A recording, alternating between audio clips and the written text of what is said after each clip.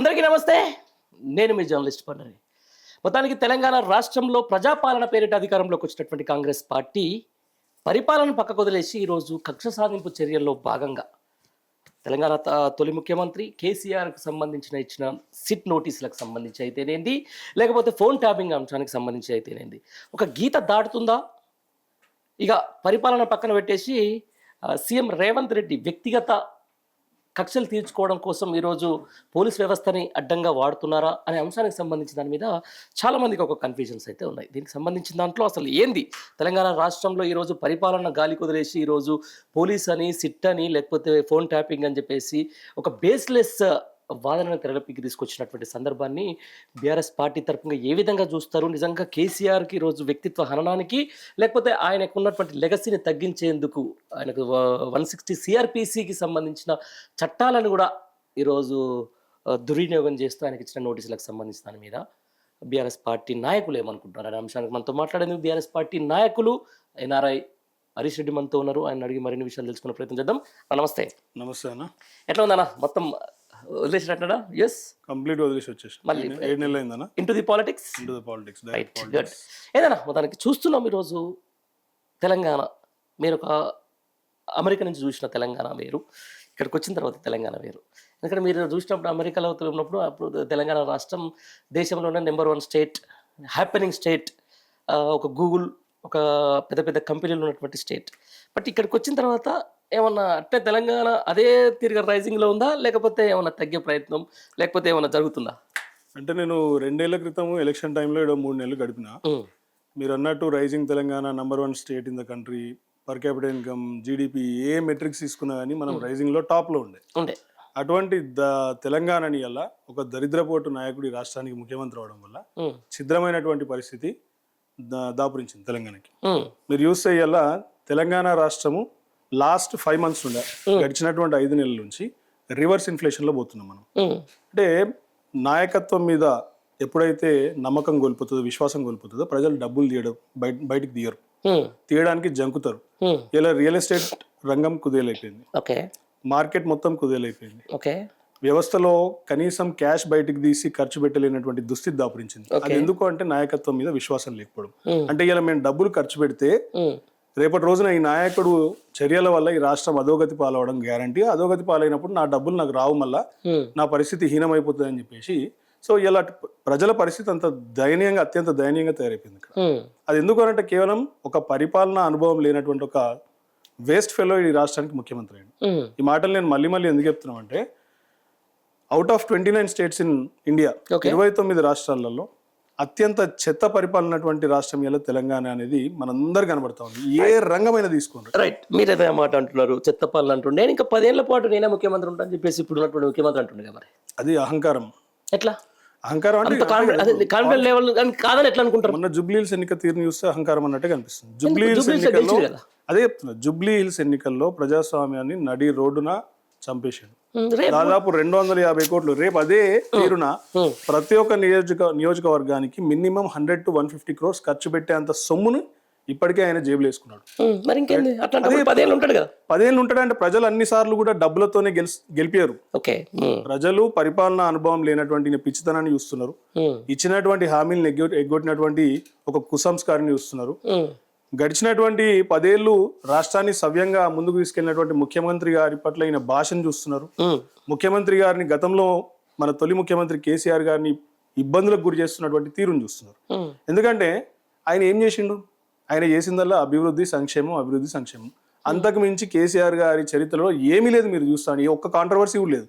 ఇవన్నీ కల్పితమైనటువంటి కాంట్రవర్సీలు. ఏదైతే phone tapping, formula case, లట్టు, పొట్టు, సిట్టు, ఇవన్నీ అన్ని లొట్టపీస్ కేసులు, తుపేల్ కేసులు. సో ఇవన్నీ కూడా ఏంటంటే రియల్ ప్రజల ఏదైతే సమస్యలు ఉంటాయో ఆ సమస్యల నుంచి వెళ్ళి వాళ్ళని దృష్టి మరల్చడానికి తీసుకొచ్చినటువంటి ఆయుధాలు రేవంత్ రెడ్డికి. అంతే తప్ప ఇలా ప్రజల దృష్టిలో ఖచ్చితంగా ఖరారైపోయింది. ఆయనకు పరిపాలన చేత కాదు. రైట్, మీరు అదే చెప్తా ఉన్నారు. మీరు ఎన్ఆర్ఐ కోణాలు ఆలోచిస్తున్నారు. ఎందుకంటే మీరు చూసిన ప్రపంచం చాలా పెద్దది, బట్ తెలంగాణ ప్రజలు చూసిన ప్రపంచం చాలా చిన్నది. బట్ ఈరోజు అధికార మార్పిడి ప్రజలు కోరుకున్నారా, లేకపోతే నాయకులు కోరుకున్నారా పక్కన పెడదాం. అంటే ఆఫ్ ద డే ప్రజలు ఓటేసిన ఈరోజు ప్రజాస్వామ్యబద్ధంగా ఒక ముఖ్యమంత్రి అయ్యి అడగుస్తున్నటువంటి వ్యక్తి. హామీలు అంటారు, రాజకీయ పార్టీలో హామీలు ఉంటాయి, కాతా పోతా అంతా నడుస్తూ ఉంటుంది. బట్ ఇంత జరుగుతున్నా కూడా అంటే వ్యక్తిత్వ హననాలకు సంబంధించి ఇటు అధికార పక్షం ఒక మాట మాట్లాడుతుంది. ఫోన్ ట్యాపింగ్ అనేది పెద్ద నేరం, అసలు ఫోన్ ట్యాపింగ్ అనేది ఎవరైనా చేస్తారని చెప్పేసి ప్రతిపక్షంలో ఉన్నటువంటి బీఆర్ఎస్ పార్టీ అంటే మీరు ఉన్నటువంటి మాట మాట్లాడుతుంది. దీంట్లో ఎవరి వాదనను ప్రజలు విశ్వసిస్తారని అనుకుంటున్నారు? పబ్లిక్ వాదనల గురించి పక్కన పెడదాం కదా.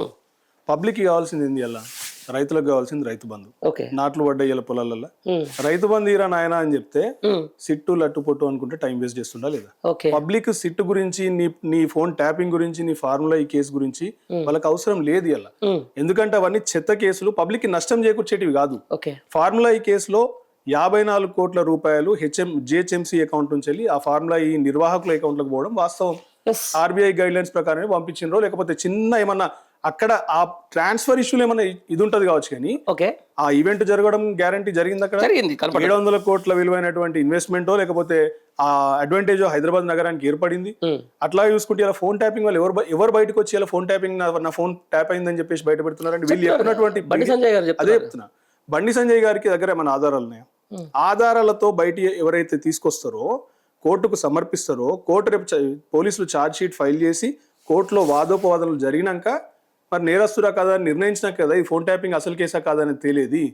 అంతలోపే వీళ్ళ పీడిఎఫ్ పేపర్లు, వీళ్ళ ఆస్థాన చెత్త పేపర్లు, ఆ చెత్త పలుకు ఉత్త పలుకు రాష్ట్రాలు అందరూ కూడా వీళ్ళని ఆల్రెడీ దోషులను చేసేస్తారు. అంటే మీడియా ట్రయల్ ఇదంతా.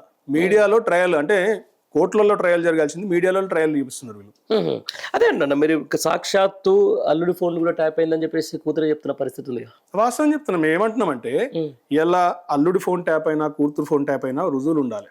ఫస్ట్ ఆఫ్ ఆల్ కేసీఆర్ గారు ఇలా ముఖ్యమంత్రిగా ఉన్న కాలంలో ఏమన్నా బాండ్ పేపర్ మీద రాసో లేకపోతే అఫీషియల్ లెటర్ హెడ్ మీద రాసి పలానా అల్లుడిదో పలానా నా బిడ్డదో ఫోన్ ట్యాప్ చేయమని చెప్తారా అండి? నాకు అర్థం కాదు. అంత బేస్లెస్ చెత్త రూమర్లు వీళ్ళు స్ప్రెడ్ చేయవచ్చా? అంటే వాళ్ళు ఏది పడితే తలాతో ఒక విధానం ఉండదు, మేము బట్టగాల్చి మీదేస్తాం, దాన్ని మీరు ఆర్పేసుకోవాలి, మీ ఇష్టం, అది మీ కర్మ అని అంటారు వాళ్ళు. రైట్, అదే హరీష్ రెడ్డి గారు నేను ఏమంటున్నా అంటే మామూలుగా మనం యాజ్ అ జర్నలిస్ట్గా మీరు ఒక యాక్టివిస్ట్ కమ్ పొలిటీషియన్ అంటే ఈరోజు మీరు అన్నారు పరిపాలన గాలికి వదిలేసిన అని చెప్పేసి 2800 మహిళలకు ఇస్తారని చెప్పి వాళ్ళు ఏదో రోడ్డు మీదకి రావట్లేదే. సరే రైతు బంధు ఇవ్వట్లేదు అని చెప్పేసి రైతులు ఏదో రోడ్డు మీదకి రావట్లేదే. కానీ ఈ ఫార్ములా కేసు మీద, ఈ ఫోన్ ట్యాపింగ్ మీద మాత్రం జనాలు కొంచెం ఆసక్తి చూపిస్తున్నట్టుగా కనిపిస్తుంది. ఎక్కడ రోడ్ల మీదకి వచ్చిరా వాళ్ళు ఎవరన్నా? ఆసక్తి చూపిస్తున్నట్టు కనిపిస్తుంది. ఆసక్తి కూడా ఎక్కడ కనబడట్లేదు. ఎందుకు కనబడట్లేదు అని అంటే జరిగినటువంటి లాభం అయితే ప్రజలకు తెలుసు. 700 కోట్ల విలువైనటువంటి ఇలా ఇన్వెస్ట్మెంట్స్ కానివ్వండి, అడ్వాంటేజెస్ కానీ హైదరాబాద్ నగరానికి జరిగిందని పెద్ద పెద్ద న్యూస్ పేపర్లు కవర్ చేసినాయి అప్పుడు ఫార్ములా ఈవెంట్ జరగడం వల్ల. ఫార్ములా ఈ అనేది ఒక రేసింగ్ కాదండి, అదొక 1 week full of mobility week అని ఒక పేరు పెట్టి ఎలక్ట్రిక్ వాహన రంగంలో పెట్టుబడులను ఆహ్వానించడానికి పెట్టినటువంటి ఒక కార్యక్రమం అది. దానికి కొంచెం ఇంట్రెస్టింగ్ క్యారెక్టరే ఈ ఫార్ములా ఈ అనేది ఒక రేస్. కానీ దాని చుట్టూ వెనకాల సెమినార్లు లేకపోతే కాన్ఫరెన్సెస్ పెట్టి ఎలక్ట్రిక్ వెహికల్ రంగంలో పెట్టుబడులను ఎట్లా తీసుకురావాలనేది సెమినార్స్ జరిగినాయి, కాన్ఫరెన్సెస్ జరిగినాయి. Sorry for interrupt. ఇలా ఫార్ములా 1 కేసు, ఫార్ములా 1 సంబంధించిన దాని మీద మీరు 700 కోట్ల రూపాయలు ఇక్కడ ఏది బెనిఫిట్ జరిగింది. మరి ఇదే గ్లోబల్ సమ్మిట్ పేరిట 5 లక్షల కోట్లు వచ్చిందని చెప్తే మీరు ఎందుకు నమ్మట్లేదు? నేను ఏమంటున్నా అంటే ఎంఓయూల పేరు మీద చెత్త కాగితాలు తీసుకొచ్చి ప్రజల ముందట ఉంచుడు కాదు. 5,75,000 కోట్లు అని ఇవ్వాలంటున్నావు కదా. గతంలో 1,80,000 కోట్లు 2024 జనవరిలో దావోస్కి వెళ్ళి తీసుకొచ్చిన అంటావు. 1,20,000 2025 జనవరిలో దావోస్ నుండి తెచ్చిన అన్నావు. మొత్తం కలిపితే 3 లక్షల కోట్లు. 8,75,000 సరే 9 అనుకుందాం. ఎన్ని వచ్చినాయి? 8 లక్షల కోట్లు అంటే దాదాపు 20 లక్షల జాబ్స్ క్రియేట్ చెప్పాలి కదా. నిజంగా చాలా మంది జనాలకు ఉంది. ఇలా ఐటీ ఉద్యోగాలు విపరీతమైనటువంటి ఐటీ ఉద్యోగస్తులు విపరీతమైనటువంటి స్ట్రెస్ కి లోన్ అవుతారు. ఎందుకంటే ప్రపంచం మీద ఉన్నటువంటి ఆర్టిఫిషియల్ ఇంటెలిజెన్స్ వల్ల ఎట్లయితే దెబ్బపడుతున్నాయి ఉద్యోగాలు, తెలంగాణలో కూడా అదే పరిస్థితి. రేవంత్ రెడ్డి ముఖ్యమంత్రి అవడం వల్ల స్ట్రెస్ గురవుతురా? రేవంత్ రెడ్డి అనాలోచిత నిర్ణయాల వల్ల, రెండవది ఏంటంటే ప్రపంచంలో ఉన్నటువంటి టెక్నాలజీ మారిపోవడం వల్ల, ఈ రెండింటి వల్ల. ఇప్పుడు కనీసము సరే ఐటీ పెట్టుబడులు అంటే నీకు తెలియలేదు, శాత కాదు, నువ్వు IT and pharma is like nuclear generation అని పనికి మళ్ళీ మాటలు మాట్లాడేటో నేను. నీకున్న తెలివిలో అయినా కనీసము మ్యానుఫ్యాక్చరింగ్ రంగంలోనో, రియల్ ఎస్టేట్ రంగంలోనో, ఫార్మా రంగంలోనో దేన్నో తీసుకురావచ్చు కదా. ఏది తెలియదు. కానీ లక్షల కోట్ల పెట్టుబడులు ఇది ఎక్కడి నుంచి వచ్చింది? పక్క రాష్ట్ర ముఖ్యమంత్రి చంద్రబాబు నాయుడు గారు ఇదే మాటలు మాట్లాడుతారు. మొన్న ఒక టీవీ ఇంటర్వ్యూ ఏమన్నాడు రాహుల్ కన్వాల్ అని ఆయనతో 24 లక్షల కోట్ల పెట్టుబడులు ఇచ్చారంట 1.5 కాలంలో, 18 నెలల్లో. మళ్ళీ 20 లక్షల కోట్ల ఉద్యోగాలు అంటే 20 లక్షల ఉద్యోగాలు, 20 లక్షల కోట్ల ఉద్యోగాలు అంటే ప్రపంచ జనాభాని అంత. సరే అది మాట తప్పిండి అనుకుందాం. 20 లక్షల జాబ్లు వచ్చినాయి ఇలా ఆంధ్రాలో. 20 లక్షల జాబ్లు వచ్చింటే ఇలా తెలంగాణ నుంచి కూడా ఆంధ్రాకి మైగ్రేట్ అవుతారు. హౌ మరి ఏం జరుగుతుంది ఇలా? అక్కడ గదే గురువుడు మాట్లాడతారు, ఇక్కడ శిష్యుడు గదే మాటలు మాట్లాడతారు. ఇలా వాస్తవంగా చెప్తున్నా అంటే పరిపాలన పట్ల జీరో నాలెడ్జ్. రెండోది తీసుకొచ్చినటువంటి అప్పులతో ఏం చేయాలో తెలియదు. కేవలం కమిషన్ల ద్వారా కాంట్రాక్టర్లకు తీసుకుని మళ్ళీ కమిషన్ల ద్వారా జేబులు వేసుకున్నాడు. దాని ద్వారానే దాదాపు 50,000 నుండి 1,00,000 కోట్లు ఆల్రెడీ మింగేసిండు ఆయన. భూములు తీసుకోండి, ఇలా ఫోర్త్ సిటీ ఎవరి కోసం కడుతున్నాడు? బినామీ భూములు 2,500 ఎకరాలు ఉన్నాయడ. చాలా మంది తెలుసు అక్కడ కర్తాల ప్రాంతంలో కానివ్వండి, కందుకూరు మండలంలో కానివ్వండి, అందరికీ తెలుసు అది. తన బినామీలకి 2,500 ఎకరాల ల్యాండ్ ఉంది అక్కడ. దాని విలువ పెంచుకోవడానికే 5,75,000 కోట్లు అంటున్నాడు. రేపటి రోజు ఇంకో సమిట్ పెడితే 10 లక్షల కోట్లు అంటారు. ఆయన పోయేదేముంది? తెస్తాడో చేస్తాడు ఆయన మన. ఇంకోటి అసలు ఆ భూములు దేనికి ఉద్దేశించి తీసుకున్నారు గవర్నమెంట్? సిటీ పెట్టడానికి. మరి ఫార్మా కంపెనీలో పని పెడతా అంటుండు. ఎవరికో జూ ఇస్తాడు, అంబానీ అంటానికి జూకి ల్యాండ్ ఇస్తారంట. సముద్రం తెస్తా అంటాడు, అన్ని చెప్తాడు. ఇక రేపటి రోజున చంద్రమండలం కూడా కిందికి తీసుకొస్తా అంటే నా కాళ్ళ కింద పెడతా అంటాడు.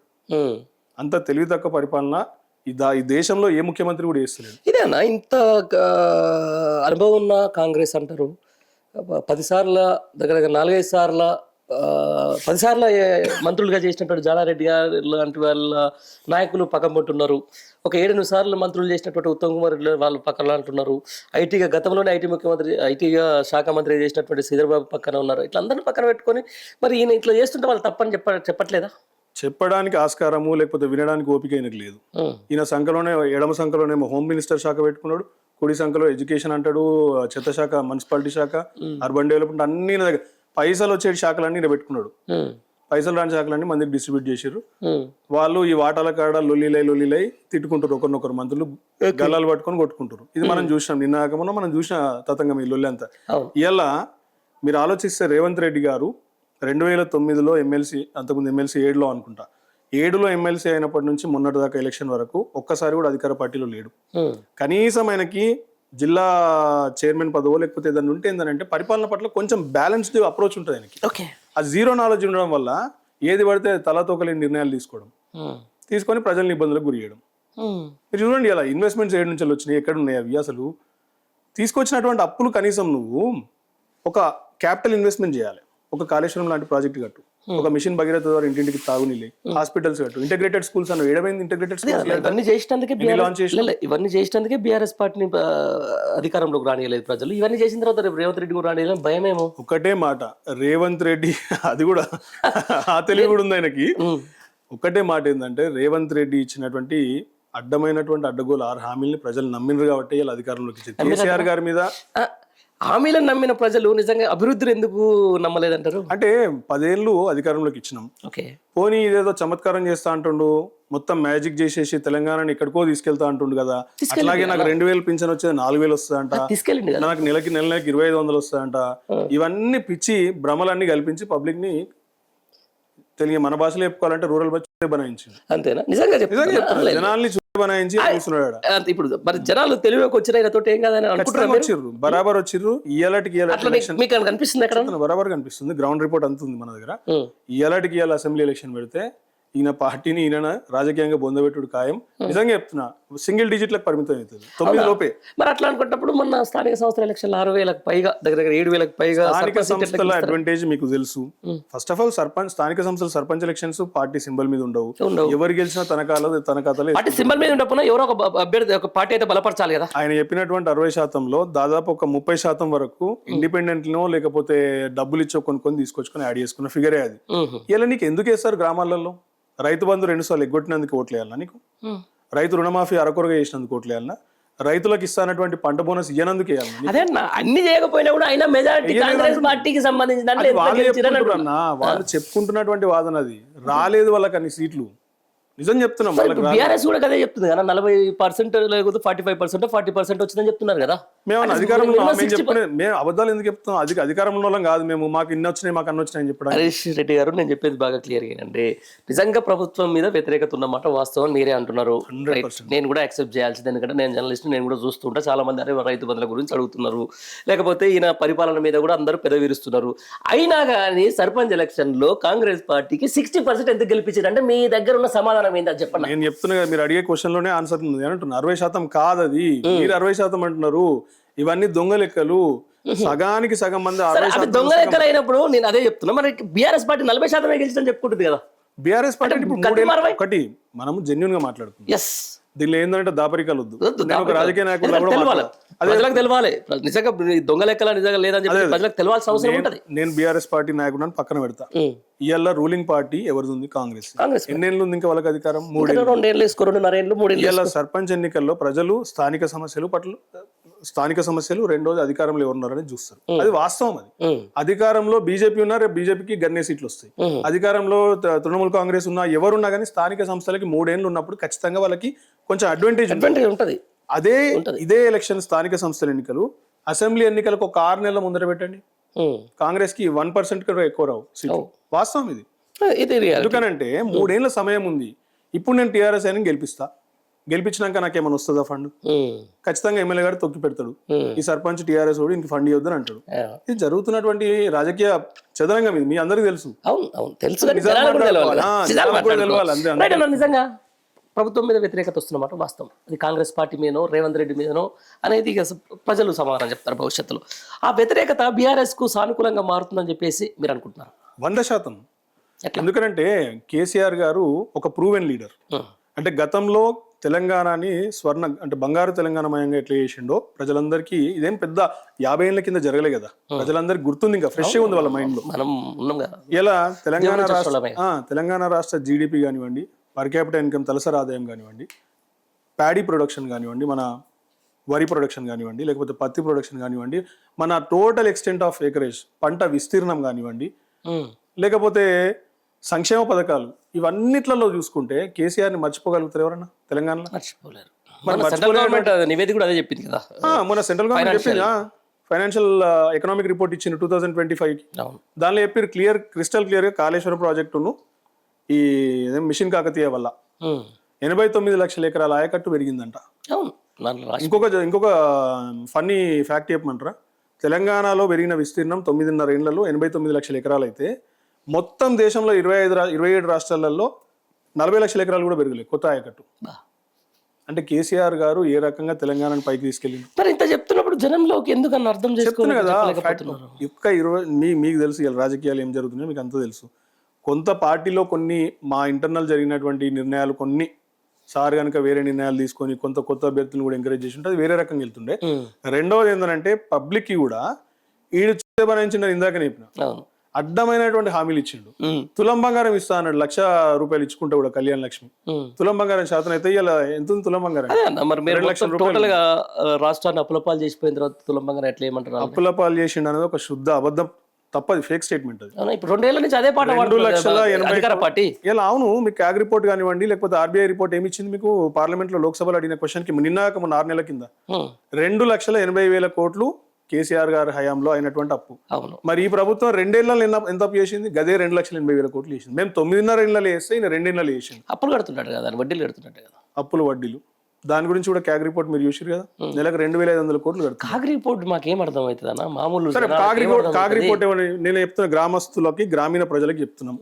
ఈయన ఏమన్నాడు? నెలకి 12,000 కోట్లు ఏమో కడుతున్నా, 8,000 12,000 కోట్లు, 6,000 అన్నారు, 2,400 కోట్లు మాత్రమే. అంటే మొత్తం కలిపి ఇప్పటికి 50,000 కోట్లే అప్పు తీర్చిండు ఆయన. ఇంకా 2 లక్షల దాదాపు 10,000 కోట్లు ఎడమైనట్టు నాకు అర్థం కాదు. ఏం ప్రాజెక్టులు కట్టిండు ఈడ తెలంగాణలో? ఎవరిని పొడిగించిండు ఈడ? ఆయన కూడా పొడుగ్గాలే. అంటే ముఖ్యమంత్రి స్థాయి వ్యక్తుల మీద మనం మాట్లాడుతున్నాడు. గవిడికి భయపడటం అయితే ఇటు దాకా రాము కదా. ఆయన ఏం మాట్లాడి మాకు తెలియదు. పేగులు తీసి మెడల్ వేసుకొని డాన్స్ చేస్తా అన్నాడు, కనుగుడ్లు తీసి గోటీలు ఆడుకుంటాడు. ఇవి మాట్లాడగల. ఇప్పుడే మీరు హార్వర్డ్ యూనివర్సిటీ నుంచి పట్ట తీసుకుని వచ్చి మీరు అట్లా మాట్లాడదు, ఉన్నత విద్యావంతుల గురించి మీరు అట్లా మాట్లాడితే. హార్వర్డ్ యూనివర్సిటీ నుంచి ఇక్కడ అంటే పొడవలేనోడు, ఇక్కడ లీడర్షిప్ ఏమంటారు సర్టిఫికేట్ తీసుకురాడు, ఆడిపోయి లీడర్షిప్ సర్టిఫికేట్ తెచ్చుకున్నాడు. అదే లీడర్షిప్ సర్టిఫికేట్ ఇచ్చే క్రమంలో నువ్వు నేర్చుకున్నటువంటి చదువు మీద రెండు వాక్యాలు చెప్పన్నారు ఆయన ఇంగ్లీష్ లో. ఇక్కడ నాకంటే తోపుతో ప్రొఫెసర్లు ఉన్నారు, మీరు మాట్లాడారు, నేను మాట్లాడలేను అన్నాడు. మరి మాత్రం దానికి అమెరికాకు పోయి తెలంగాణ ప్రజలు మాట్లాడతారేందన్నా? దావోస్ లక్షల కోట్ల అది పెట్టుబడులు తీసుకొని వస్తుంటే ఇప్పుడు ఇంగ్లీష్ అవసరమా? ఆయన చెప్పితే కదా. ఎన్ని లక్షల కోట్లు ఇవాళ దాకా గ్రౌండ్ అయినాయి చెప్పండి? ఎన్ని లక్షలు కాదు, ఎన్ని 100 కోట్లు గ్రౌండ్ అయినాయి ఇవాళ దాకా. ఆయన తీసుకొచ్చినటువంటి ఏ ఒక్క ఇండస్ట్రీ చూపించండి. ఇలా కేటీఆర్ గారు మాట్లాడి ఆ రోజు ఒప్పించిన ఇండస్ట్రీ కానిది నాకు కొత్తగా అసలు ఈయనకు మాట్లాడొచ్చా? ఒక ఎంఎన్సీ కంపెనీని ఒప్పించి తీసుకొచ్చేంత స్టెమినా ఉందా? ఒక్క వాక్యం సరిగా మాట్లాడతాడా? అమెజాన్ వెబ్ సర్వీసెస్ ని అమెజాన్ వెబ్ సిరీస్ అంటే ఆ తెలివితేటలతోని ప్రపంచంలో ఉన్నటువంటి ఎంఎన్సీ కంపెనీ ఓనర్లు మెచ్చుకుంటారని. యాపిల్ కంపెనీకి వేయండు పోయిన ఏడాది, అమెరికాలో యాపిల్ కంపెనీ ఉంటుంది. ఓకే. యాపిల్ కంపెనీ లోపలికి పోయి ఎవరినో ఒకరిని ర్యాండమ్గా ఒకరితో షేక్ హ్యాండ్ ఇచ్చి ఫోటో దిగుదామని చూసిండు. యాపిల్ కంపెనీ వాళ్ళు ఈయన మా అవతారం చూసి అన్ని విషయాలు అవలాన్ లేకుండా అని చెప్పేసి బయటకు పంపిస్తే యాపిల్ ఏంటంటే అది ఒక సర్కిల్ బిల్డింగ్ ఉంటుంది యాపిల్ కాలిఫోర్నియాలో. ఆ సర్కిల్ బిల్డింగ్ బయట ఫుట్పాత్ మీద ఫోటో దిగి నేను యాపిల్ కంపెనీ విజిట్ చేసిన అని పెట్టుకున్నాడు. గదైనా తెలివితేటలు. KTR garu Google CEO Sundar Pichai, Microsoft CEO Satya Nadella, Elon Musk, లేకపోతే Bill Gates, top most of the top companies అందరినీ కలిసిండే సిఇఓని. వాళ్ళందరూ ఇన్వెస్ట్మెంట్స్ పెట్టిరు. ఇలా గూగుల్స్ లార్జెస్ట్ క్యాంపస్ ఎక్కడ ఉందండి? ఇలా అవుట్ ఆఫ్ అమెరికాలో హైదరాబాద్ ఉంది. Microsoft biggest campus Hyderabad. ఇలా అమెజాన్ బిగ్గెస్ట్ క్యాంపస్ ఎక్కడ ఉంది? దాదాపు 25,000 ఎంప్లాయీస్ ఉంటారు అక్కడ హైదరాబాద్. మరి అదేనా ఇప్పుడు సరే ఏదేమైనా కూడా పరిపాలన ఈ మీరు చెప్పింది అంతా ఒక సెక్షన్, ఐటీ సెక్షన్ అనేది ఒక అప్పర్ పీపుల్ కి సంబంధించిన రైట్. వాళ్ళు క్లారిటీగానే ఉన్నారు. గ్రామీణ ప్రాంతానికి వద్దాం, వాళ్ళు క్లారిటీగానే ఉన్నారు. వాళ్ళకు సరే ఈ పర్ క్యాపిటా అని అర్థమయ్యేటోళ్ళు, జీడిపి అనేటోళ్ళు అర్థమయ్యేటోళ్ళు, వాళ్ళంతా ఒక క్లారిటీగానే ఉన్నారు. వాళ్ళకు సరే మీ పార్టీ వైపు ఎందుకంటే ఉన్నారు. మరి గ్రామీణ ప్రాంతాల్లోకి ఎందుకు బీఆర్ఎస్ పార్టీ నిజంగా అత్యంత ఎక్కువ సంక్షేమం చేసింది ఇలా బీఆర్ఎస్ పార్టీ గ్రామీణ ప్రాంతాలలోనే అత్యంత ఎక్కువగా మనీ ఇన్వెస్ట్ చేసింది కూడా రైతులకే, అత్యంత ఎక్కువగా సంక్షేమం అంటే పెన్షన్లు ఇచ్చింది కూడా గ్రామీణ ప్రాంతాలు. ఆ గ్రామీణ ప్రాంతాల్లో ఎందుకు వ్యతిరేకత మూట కట్టుకున్నారు అంటే ఒకటే ఒక రీజన్ చెప్తా. అత్యంత ఈజీగా వాళ్ళ చెవుల్లో పూలు పెట్టి రేవంత్ రెడ్డి వాళ్ళ ఓట్లు దండుకున్నాడు అంతే. ఇలా గ్రామీణ ప్రాంతాల ఓటర్లతోనే ఆయన ముఖ్యమంత్రి అయ్యాడు. మీకు తెలుసు గ్రామీణ ప్రాంతంలో ఉన్నటువంటి ఓటర్లు ఎవరైతే ఉంటారో చాలా వరకు ఈ మన పెన్షన్దారులు కానివ్వండి, రైతులు కానివ్వండి, మంచి గుణం ఉన్న వాళ్ళు ఉంటారు, అమాయకులు ఉంటారు. అమాయకుల్ని ఫూల్ చేయడం ఈజీ అవుతుంది. ఆయన ఆరితేరినోడు దాంట్లో. ఏం చేసిండు? నీకు 2,000 పింఛన్ వస్తుంది కదా, 2 నెలలు ఆగు, నేను ముఖ్యమంత్రి అవుతున్నా, 4,000 వస్తుంది ఇందిరమ్మ రాజ్యంలో. నీకు రైతు బంధు ఇప్పుడు 10,000 వస్తుంది కదా, 2 నెలలు ఆగు, ఇందిరమ్మ రాజ్యంలో 15,000 వస్తుంది. సర్రాస్పాట పోయిండు. గృహలక్ష్మి 2,500 అన్నాడు, తులం బంగారం అన్నాడు. లాస్ట్ ఇదంతా ఓకే, అవుతుందా కాదా అనేది పక్కన పెడదాం. ఇక ఒక ఎలక్షన్లు 6 నెలల ముందుండగా రైతు బంధు టైం కరెక్ట్ 15,000 వేసేసి, ఒక ఎలక్షన్లు 6,000 ఉందనగా మహిళలకు 2,500 వేసేసి ఒక్కొక్కరికి, ఇంక ఎలక్షన్లో ఒక 6 నెలలు ఉందనగా పింఛన్లు పెంచేస్తే అప్పుడు మళ్ళీ ప్రజలు రేవంత్ రెడ్డి నమ్మరా? 4.5 ఏళ్ళు వాళ్ళని సావగొట్టి చెవులు మూసి వాళ్ళ ముక్కు పిండి, అదే చెప్తున్నానే, వాళ్ళ ముక్కు పిండి వాళ్ళని అష్ట కష్టాలు పెట్టినాక 6 నెలలు అన్ని పోతాయి వాళ్ళ కష్టాలని. నువ్వు ఇలా రైతు బంధు ఈ టైంకి ఇలా ఇచ్చి ఇది ఎగ్గొట్టకుంటే ఈ దఫా ఇలా వానికి పంట పండేది, ఇలా కాలేజ్ ఫీజు కట్టేటోళ్ళు, వాళ్ళ కొడుకులకు వాళ్ళ బిడ్డల పెళ్లిళ్ళు చేసేటోళ్ళు. రైతు బంధు ఎగ్గొట్టిన వాటే పంట నష్టపోయినోడు, అవన్నీ యాది పెట్టుకోవడం. రైట్. ఏ విషయానికి సంబంధించి ఒక సోషల్ మీడియాలో చూస్తాను ఒక పోస్టు, అరే ఎవరు అన్నారు రైతు బంధు ఇవ్వకపోతే రైతులంతా బయటకు వచ్చేసి మేము పంటలు వండి అని చెప్పేసి, మరి పంటలు వంతున్నాయి కదా, రైతు బంధు ఏం అడతలేరు జనాలని చెప్పేసి ఒక కాంగ్రెస్ సంబంధించినటువంటి సోషల్ మీడియాలో లేకపోతే ఒక సామాన్య సోషల్ మీడియాలో చూస్తాం. మరి దీనికి ఏం సమాధానం? భారతదేశంలో ప్రజల్లో ఇంతకు ముందు ఉన్నంత చైతన్యం లేదు ఇప్పటి జనరేషన్కి, లేదు. నేను బరాబర్ చెప్తున్నా. చెప్తున్నా అంటే భారతదేశంలో 77 years అన్న. అవునవునన్నా, నీకు సోషల్ మీడియా యుగంలో ఇలా ఇట్ ఈస్ అన్ఫార్చునేట్ ఇస్తే.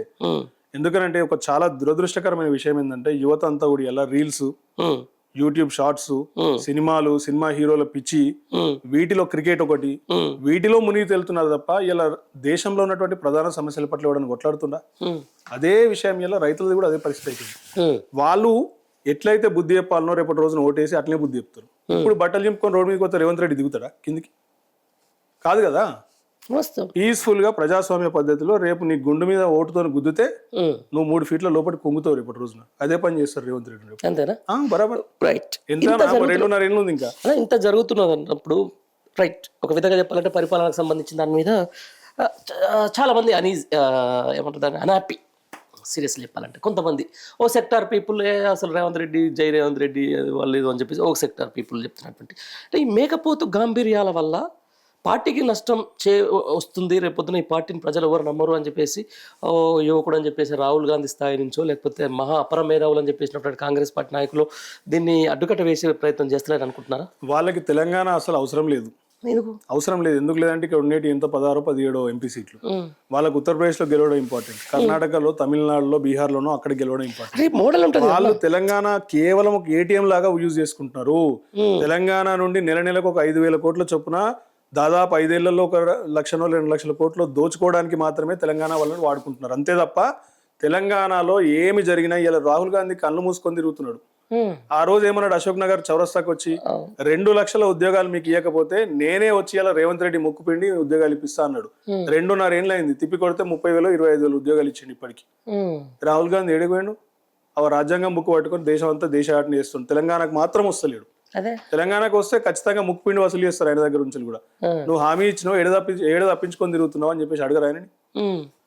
సో వాళ్ళకి ఈడ పట్టింపు లేదు, ప్రజల సమస్యల పట్ల అవసరం లేదు, వాళ్ళు ఇచ్చినటువంటి వాగ్దానాలు ఈడబైనా అవసరం లేదు. వాళ్ళకి కావాల్సిందల్లా మన డబ్బు కావాలి. మన దగ్గర నుంచి సంచులు మోసే రేవంత్ రెడ్డి ఏదైతే సంచులు మోస్తుండో ఆ సంచుల్లో ఉన్న నోట్ల కట్టలు కావాలి. ఆ సంచుల నోట్ల కట్టలు ఆగిన రోజు రేవంత్ రెడ్డి కూడా తన్ని ధర్మిస్తారు. మీరు కూడా ఒక కోల్ మైన్ బిడ్డ, అంతే కూడా మీరు కూడా సింగరేణి బిడ్డ. రైట్, ఈ మధ్యకాలంలో ఎక్కువ సోషల్ మీడియాని, మెయిన్ స్ట్రీమ్ మీడియాని, అసలు పేపర్లు టీవీలు కొట్టుకునే కాడికి వచ్చింది. మీరు జర్నలిస్టులు వాళ్ళకి ఒక మంత్రుల కాంచి ఇదంతా ఏందన్నా నిజంగా నైని కుంభకోణాలు ఏంది, ఈ బొగ్గు సింగరేణి కుంభకోణాలు ఏంది, రోజు పార్టీకి సంబంధించిన దాంట్లో ఇక్కడ ప్రతిపక్షాలకు సంబంధించిన ముఖ్య నేతలందరూ కూడా సింగరేణిలో ఏదో జరిగిపోతుంది, స్కామ్ అవుతా ఉంది అంటే కాంగ్రెస్ అంటే ప్రజాపాలనలో ఇట్లాంటి సాధ్యమవుతుందో వాళ్ళు అట్లా చేస్తారని మీరు నమ్ముతున్నా? కాంగ్రెస్ కున్న పేరే A to Z స్కామ్లలో ఉంటారు వాళ్ళు. ఏ అంటే ఆదర్శ్ స్కామ్, బి అంటే బోఫోర్ స్కామ్, సి అంటే కామన్ స్కామ్. ఏం మారింది ఇవాళ? నాకు ఒక్క పథకం చూపించండి, ఒక్క రంగం చూపించండి, వాళ్ళు స్కాములు చేయండి ఇప్పటికి 2.5 ఏళ్ళ తెలంగాణలో. ప్రతి దాంట్లో ఒక స్కామ్ ఉంది. ఇలా సింగరేణి తీసుకుంటే సింగరేణి ఇలా భ్రష్టు పట్టిస్తున్నారు. సింగరేణికి ఇలా రాష్ట్ర ప్రభుత్వం అప్పులు బకాయిలు 49,000 కోట్లు దాటింది. రాష్ట్ర ప్రభుత్వం సింగరేణికి రాష్ట్ర ప్రభుత్వం సింగరేణికి ఇవ్వాలి, ఎందుకంటే సింగరేణికి పేమెంట్స్ ఉంటాయి కదా డిఫరెంట్. మొన్నటికి మొన్న వాళ్ళకి దాదాపు ఇఫ్ ఐఎమ్ నాట్ రాంగ్ 4,20,000 రూపాయలు ఇవ్వాలి ప్రతి ఒక్క కార్మికుడికి బోనస్ కింద. బోనస్ రావాలి. 1,92,000 రూపాయలు ఇచ్చారు, 2,50,000 ఎగ్గొట్టారు. సింగరేణిలో ప్రతి 2 వారాలకు ఒకసారి మెడికల్ బోర్డు పెడతారు. 10 నెలల్లో ఒకసారి పెట్టారు, 10 నెలల్లో 20 సార్లు పెట్టాల్సింది ఒకసారి పెట్టారు. సింగరేణి పైసలు మొన్న ఒక ఫుట్బాల్ ప్లేయర్ కూడా వస్తే ఉప్పల్ స్టేడియంలో 10 కోట్ల రూపాయలు తీసుకుపోయి ఇచ్చారు. సింగరేణి ప్రాంతాల్లో అనేకమైనటువంటి సమస్యలు ఉండి కూడా మళ్ళా ఇక్కడికి వచ్చారు. మళ్ళీ నేను పూర్తిగా కానివ్వండి, ఈ నైని కోల్ బ్లాక్ విషయానికి వద్దాం. వాస్తవంగా ఇలా సింగరేణి సంస్థ కొన్ని కాంట్రాక్ట్లు వేస్తూ ఉంటుంది, బిడ్ చేస్తూ ఉంటుంది. ఆ కాంట్రాక్ట్లలో కొన్ని అక్రమ నిబంధనలు చొప్పించి ఏంది సైట్ విజిట్ సర్టిఫికేట్ అంటే మేము ఏ టైంలో వచ్చినా కానీ సైట్ విజిట్ సర్టిఫికేట్ మీ దగ్గర ఉండాలని చెప్పేసి ఒక నిబంధన పెట్టి ఎవరైతే కాంట్రాక్టర్లు ఉంటారో నిజాయితీ గల కాంట్రాక్టర్లు వాళ్ళని బెదిరించి భయపెట్టి పక్కకు తప్పించి ముఖ్యమంత్రి బావమరిది సృజన్ రెడ్డికి కట్టబెట్టడానికి ఒక నిబంధన తీసుకొచ్చారు. అది ఎప్పుడైతే బయటపడ్డదో మంత్రులు గల్లా పట్టుకొని రోడ్ల మీదకి వచ్చి కొట్టుకోవడం స్టార్ట్ చేసారు, తిట్టుకోవడం స్టార్ట్ చేసారు. ఆ స్కామ్ ని బయట పెట్టినాం మేము. ఇక వాళ్ళకి మొసం మరలుతలేదు. బయట పెట్టింది మీరు కాదు, రాధాకృష్ణ అంటుండదండి, ఏబిఎన్ రాధాకృష్ణ. ఎవరో ఒకరు బయట పెట్టినాక మేమైతే రెస్పాన్సిబుల్ అపోజిషన్ లాగా ఖచ్చితంగా కొట్లాడుతున్నాం, గవర్నర్ కి రిప్రజెంటేషన్ ఇచ్చినాము. రేపు పొద్దున సిబిఐకి ఎంక్వైరీ కూడా చేయాలని చెప్పేసి హరీష్ రావు గారు కూడా అన్నారు. దీన్ని సైడ్ ట్రాక్ చేయాలంటే ఏం చేయాలి? సిట్టు లట్టు పొట్టు అవే. ఇప్పుడు 4 అగ్రనాయకులకి ఇలా సిట్టు నుంచి కాల్ వచ్చిందా? ఏముంటుంది సిట్టు? ఏం చెప్తారు అందులో? ఫోన్ ట్యాపింగ్ ఇలా ప్రజలకి అక్కడికి వచ్చేది ఏమన్నా ఏమవుతుందో నాకు అర్థం కాదు. ఫోన్ ట్యాపింగ్ తోని అధికారులు అనేటోళ్ళు చేస్తారు ఫోన్ ట్యాపింగ్. సెక్యూరిటీ రీజన్స్ తో భద్రతా కారణాల వల్ల చేస్తూ ఉంటారు. మావోయిస్ట్ కదలికలు దేశ భూగోళ శాఖ మంత్రి ఎవరు? కిషన్ రెడ్డి గారు. ఆయన కూడా ప్రశ్నించారు, ఎందుకు మాట్లాడతలేడు ఆయన? జస్ట్ మీకు అంత రాజకీయ పరిజ్ఞానము కూడా దాని మీద పెద్ద దాన్ని వేరే క్వశ్చన్ పడతాలని అలా. ఇప్పుడు ఫోన్ ట్యాపింగ్ అనగానే నా ఫోన్ ట్యాప్ అయింది అని చెప్పి బండి సంజయ్ గారు చాలా సార్లు కూడా ఆయన పాపం కేంద్ర మంత్రి హోదాలో ఉన్నారు, ఆయన చెప్తా ఉంటారు నా ఫోన్ ట్యాపింగ్ అని చెప్పేసి. ఇప్పుడు రఘునందన్ రావు గారు ఏమంటే ప్రెస్ మీట్లు పెడతా ఉంటారు, అసలు ఫోన్ ట్యాపింగ్ అనేది పెద్ద నేరం అని చెప్పేసి బీజేపీ నాయకులు పడుతుంది. మరి ఇంత పెద్ద కోల్ మైన్కి సంబంధించిన దాంట్లో ఇంత పెద్ద సింగరేణి ప్రాంతాల్లో ఇప్పుడిప్పుడే అక్కడ బీజేపీ పార్టీ బలపడుతుందని చెప్పేసి గప్పాలు చెప్పుకుంటున్న సందర్భంలో ఆడ నిజంగా అంత పెద్ద స్కామ్ జరుగుతున్న కాంగ్రెస్ నుంచి నాయకులను వాళ్ళు కొట్లాడుకొని మంత్రులు అంతా చేస్తున్నప్పుడు మరి బీజేపీలో ఉన్నటువంటి సంబంధిత శాఖ మంత్రి ఎందుకు పట్టించుకుంటాడంటే ఏం చెప్తారు మీరు? ఈ రాష్ట్రంలో ఈరోజు కాంగ్రెస్ పార్టీ ప్రభుత్వంలో లేదు, ఇదొక జాయింట్ వెంచర్ ప్రభుత్వం. ఎట్లా? బీజేపీ కాంగ్రెస్ టీడీపీ కలయికలో నడుస్తున్నటువంటి ప్రభుత్వం. ముగ్గురు అదే చెప్తున్నా, బీజేపీ కాంగ్రెస్ కలయిక అనేది అక్రమ సంబంధం లాంటిది. అట్లా ఎట్లుంటది? బీజేపీ కాంగ్రెస్ బీజేపీ బీఆర్ఎస్ కలిసిందని చెప్పేసి మరి వీళ్ళు చెప్తారు కదా. ఎక్కడ రుజువులు చూపించారు? మరి అక్కడ రుజువు చేయించండి. ఆయన ఎందుకు సపోర్ట్ చేస్తాడు? ఎన్ని స్కామ్లు ఉన్నాయి ఇలా? బండి సంజయ్ ఎందుకు నోరు తెరుస్తలేడు? రఘునందన్ నోరు తెరుస్తలేడు ఎందుకు? ఏ విషయం మీద? కేవలం కాళేశ్వరంలో 2 పిల్లలు ముగితే మాత్రం ఉరికొచ్చి ఎన్డీఎస్ఏ అని ఒక రిపోర్ట్ వాచ్ పెట్టి ఇలా బీఆర్ఎస్ పార్టీని బదనాం చేసి అత్యంత ఏమంటారు దాన్ని అంటే నేను చెప్పేది ఏంటంటే డేంజరస్ స్థాయిలో ఉందట కదన్నా చాలా డేంజరస్ స్థాయిలో ఉంది. 24 లక్షల క్యూసెక్లు వరద వచ్చినా కానీ చాలా డేంజరస్ స్థాయిలో ఉన్నాయి, కూలిపోకుండా అట్లే ఉన్నాయి. మరి ఎట్లున్నది అది స్టిఫ్ గా స్టాండర్డ్ ఎట్లా ఉండగలిగింది అది అంత డేంజరస్ స్థాయిలో చెప్పాలన్నా. నేను అదే చెప్తున్నా, బీజేపీ నాయకులు రేవంత్ రెడ్డిని ప్రమోట్ చేస్తున్నారు ఇక్కడ. రేవంత్ రెడ్డి భుజం మీద తుపాకి పెట్టి బీఆర్ఎస్ ని కాలిస్తే బీఆర్ఎస్ ఖచ్చితంగా రేవంత్ రెడ్డి మీదనే దృష్టి పెడుతుంది కాబట్టి రేవంత్ రెడ్డి మునిగినాక బీజేపీ పిక్చర్ లోకి వస్తుందని చెప్పేసి వాళ్ళు ఏదో దొంగ నాటకం ఆడుతున్నారు. బీజేపీకి సపోర్ట్ చేస్తున్నారు అనుకుంటారు. బరాబర్ రేవంత్ రెడ్డి బడే బాయ్ చోటే బాయ్ రిలేషన్షిప్ పొద్దున రేవంత్ రెడ్డి బీజేపీ పోతారు అనుకుంటారు. 100% పోతాడు. చంద్రబాబు నాయుడు ఆల్రెడీ బీజేపీతో పొత్తులనే ఉంది. ఆ విషయం రాహుల్ గాంధీకి ఇప్పుడు ఉన్నటువంటి రాహుల్ గాంధీకి రేవంత్ రెడ్డితో సంబంధం లేదు, కాంగ్రెస్ పార్టీతో సంబంధం లేదు. రాహుల్ గాంధీకి ఉన్న సంబంధాలు నుంచి వచ్చే మూటలతో సంబంధం అంతే. ఇప్పుడు ఆయన పోతే అని చెప్పేసి ఆ మాత్రం తెలియదు అన్న. అందుకే రేపు ఎప్పుడు పోతాడు ఆయన?